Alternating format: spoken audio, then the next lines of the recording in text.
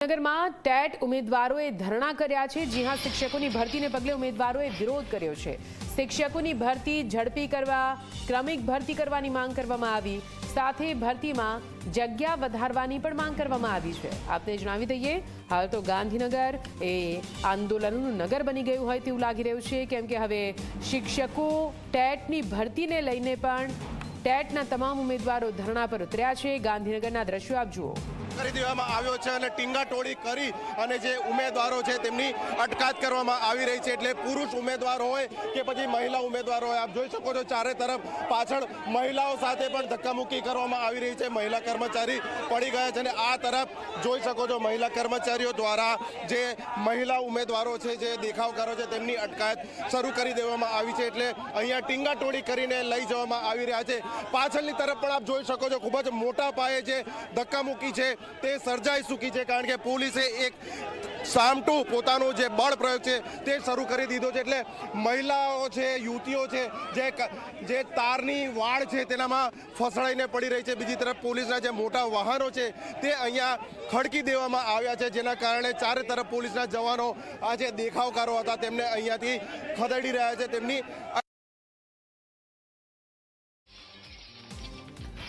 તો આપ આ દ્રશ્યો જોઈ રહ્યા છો, જ્યાં હવે અટકાયતી પગલાં પોલીસ દ્વારા ભરવામાં આવ્યા છે, કેમ કે આ ધરણાને કોઈ મંજૂરી નહોતી આપવામાં આવી, છતાં પણ ટેટના ઉમેદવારો એક બાદ એક ત્યાં પહોંચ્યા। મોટી સંખ્યામાં ટેટના ઉમેદવારોએ એકઠા થઈને સૂત્રોચ્ચાર કર્યા હતા, બેનરો સાથે પ્રદર્શન કર્યું હતું અને જે શિક્ષકોની ભરતી પ્રક્રિયા છે તે જલ્દીથી પૂરી થાય તેવી માંગ પણ સતત કરવામાં આવી રહી છે। આક્રોશ એક રીતે આ તમામ ઉમેદવારોમાં છે, પરંતુ કઈ રીતે અહીંયા પોલીસ દ્વારા હવે કાર્યવાહી કરવામાં આવી છે આપ જુઓ। जी अर्पण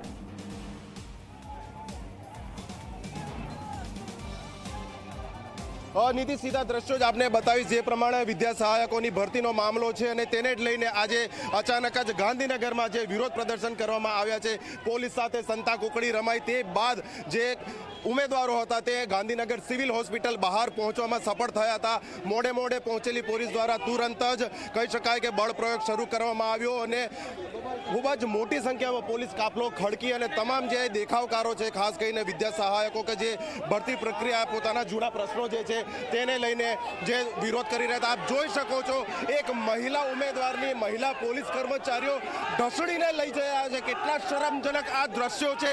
પોલીસ સરકારના ઇશારે કામ કરી રહી છે, રીતસરનું જાણે કે કોઈ ડેડ બોડી હોય તે રીતે ઉચકીને ઢસડીને મહિલા પોલીસ કર્મચારીઓ એક જે મહિલા દેખાવકાર છે તેની સાથે વર્તન કરી રહ્યું છે। એટલે ગુજરાત માટે આ શરમજનક બાબત કહી શકાય। કોઈ પણ પ્રકારની દયા ભાવના આ પોલીસ કર્મચારીઓ દ્વારા નથી રાખવામાં આવી રહી। મહિલા પોલીસ કર્મચારી જ મહિલા સાથે કેવું વર્તન કરી રહી છે તેના આ દ્રશ્યો છે। જે પ્રમાણે આપ જોઈ શકો છો મહિલા કર્મચારી પોતાની લડત, પોતાની રજૂઆત માટે મક્કમ છે, તેઓ ઊભા નથી થઈ રહ્યા, પરંતુ તેમને ઘસડીને લાવવામાં આવે છે કેટલાય ફૂટ દૂરથી। બીજી તરફ પાછળની તરફના દ્રશ્યો છે, આપ જોઈ શકો છો કઈ રીતે ઘસડીને ટીંગાટોળી કરીને લઈ જવામાં આવી રહ્યા છે।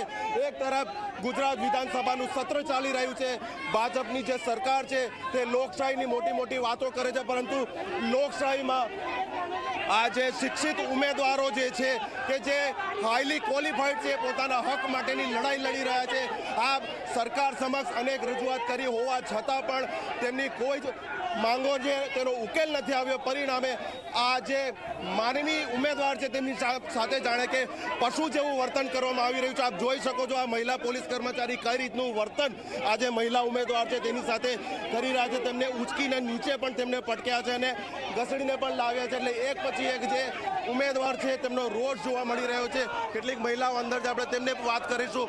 જે આપને પૂછવા માંગીશ આપના સાથી સાથે કેવું પ્રકારનું વર્તન થઈ રહ્યું છે અહીંયા? આ સરકાર આજે અમે જોઈ રહ્યા છીએ અમારી માંગ પૂરીના માટે અમે એકઠા થઈએ છીએ, છતાં પણ સરકાર અમારી વાત સાંભળતી નથી। સરકારની હાય હાયના નારા લાગી રહ્યા છે। આપ જોઈ શકો છો આ મહિલા કર્મચારીઓ, પોલીસ કર્મચારીઓ છે, આ જે મહિલા છે તે બેભાન સુદ્ધા થઈ ચૂક્યા છે તેવું હાલ દ્રશ્યોને જોતા લાગી રહ્યું છે। જે પ્રમાણે અહીંયા જોવા મળી રહ્યું છે કેવા કઈ રીતે તેમને ઘસડીને અહીંયા લાવવામાં આવ્યા હતા। એટલે પોલીસ તો સરકારના ઇશારે કામ કરી રહી છે, પરંતુ જે પ્રમાણેનો માહોલ અહીંયા જોવા મળી રહ્યો છે, ખૂબ જ ગંભીર દ્રશ્યો હાલમાં અહીંયા જોવા મળી રહ્યા છે। જે પ્રમાણે હાલમાં જે લોકોનો ખાસ કરીને જે ઉમેદવારો છે તેમનો રોષ છે, આપણે તેમની સાથે વાત કરીને તે બાદના જે દ્રશ્યો છે નિધિ, ખૂબ જ ચિંતાજનક કહી શકાય કે લોકશાહીમાં પોતાના જે પ્રશ્નોની રજૂઆત શાંતિપૂર્વક કરતા હતા તેની ઉપર પોલીસે હાલ બળ પ્રયોગ કર્યું છે અને તેમની સાથે શું વર્તન થઈ રહ્યું છે તે હાલ આપણે દ્રશ્યોમાં જોઈ રહ્યા છે. નિધિ, બિલકુલથી અર્પણ જોડાયેલા રહેજો અમારી સાથે. તો શિક્ષકોની ભરતીને પગલે ઉમેદવારો એક તરફ વિરોધ કરી રહ્યા છે. જો કે પ્રફુલ્લ પાનસેરિયાએ આ મામલે નિવેદન પણ આપ્યું છે. તેમણે કહ્યું કે જે રીતે આશ્વાસન આપવામાં આવ્યું છે તે જ રીતે ભરતી કરવામાં આવશે. પણ હાલ આ ટેટના ઉમેદવારોએ એક જ સવાલ પૂછ્યો છે કે આખરે ક્યારે જગ્યામાં વધારો કરવામાં આવશે અને ક્યારે ભરતી પ્રક્રિયા પૂર્ણ કરવામાં આવશે. અમે રાહ જોઈને થાક્યા છીએ. ફરીથી સંવાદદાતા અર્પણ પાસે જઈશું. અર્પણ, મોટી સંખ્યામાં ઉમેદવારો તમારી સાથે ત્યાં આગળ પહોંચ્યા હતા અને અત્યારે સતત વિરોધ કરવામાં આવી રહ્યો છે. વધુ કેટલાક ઉમેદવારો સાથે વાત કરવાનો પ્રયત્ન કરો, કેમ કે પ્રફુલ્લ પાનસેરિયા આ તરફ નિવેદન આપી ચૂક્યા છે.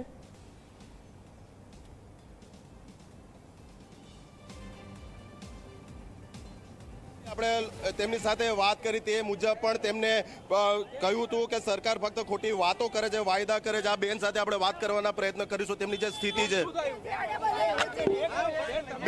બેન, અરે આપ આપની ફરજ અદા કરો, અમને અમારું કામ કરવા દો. કેમેરા પર્સનને કહીશ મીડિયા સાથે વાત કરવાનો પ્રયત્ન સુદ્ધા પોલીસ નહીં કરવા દેતી.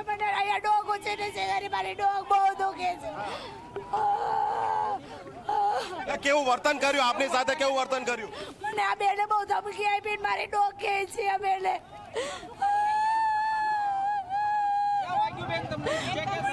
મને ડોગીમાં કઈ થયું છે. આપ જોઈ શકો છો કે એક મહિલા સાથે તો વર્તન કરવામાં આવ્યું. તે બાદ રીસરના પોલીસ કર્મચારીઓ દ્વારા જે દેખાવકારો છે તેમના મોબાઈલ પણ ઝૂંટવી લેવામાં આવી રહ્યા છે. જે મહિલા પોલીસ કર્મચારી છે તેઓ અમને જે રીતે અમાનવીય રીતે ઉચકીને લાવ્યા હતા, ખૂબ જ અમાનવીય રીતે જે વર્તન તેમની સાથે કરવામાં આવ્યું આ મહિલા સાથે, તે બાદ તેમની જે સ્થિતિ છે ફરી એકવાર આપણે તેમની પ્રતિક્રિયા લઈશું. આપ કેવું વર્તન કર્યું આપની સાથે? મને આ બધે દુખે છે. ચિંતા નહીં કરો, મત તો આ જોડે અમે છીએ. તો જે પ્રમાણે હજી પણ પાછળની તરફ અન્ય વાહનો, પોલીસને વાહનો ખૂટી પડ્યા છે, પરંતુ જે દેખાવકારો છે તેમની સંખ્યા ઓછી નથી થતી. એટલે આ જે દ્રશ્ય છે ખરેખર ખૂબ જ કમનસીબ છે કે જે મહિલા પોલીસ કર્મચારીઓ દ્વારા આ દેખાવકાર મહિલા જે વિદ્યા સહાયક માટે પોતાની લડત લડી રહી છે તેમની સાથે ખૂબ જ અમાનવીય વર્તન કરવામાં આવ્યું ને 4 જેટલા મહિલા પોલીસ કર્મચારી તેમને રીસરની ટીંગાટોળી કરી અને સિવિલ હોસ્પિટલના પ્રાંગણથી અહીંયા રોડ સુધી ઘસડીને લાવ્યા છે. એટલે હવે જોવાનું એ રહે છે કે સરકાર તરફથી આ મામલે શું સત્તાવાર નિવેદન આવે છે. નિધિ, જી બિલકુલ અર્પણ, જે રીતે પ્રફુલ્લ પાનસેરિયા દ્વારા હમણાં જ નિવેદન આપવામાં આવ્યું છે કે કોઈ કારણોસર વિલંબ થયો છે, એ કારણો જલ્દીથી સોલ્વ કરીને જલ્દીથી જે પ્રક્રિયા છે તે આગળ ધપાવવામાં આવશે. શું સરકારના પ્રવક્તા દ્વારા નિવેદન આપવામાં આવે છે તેના પર આ તમામ ઉમેદવારોને વિશ્વાસ નથી?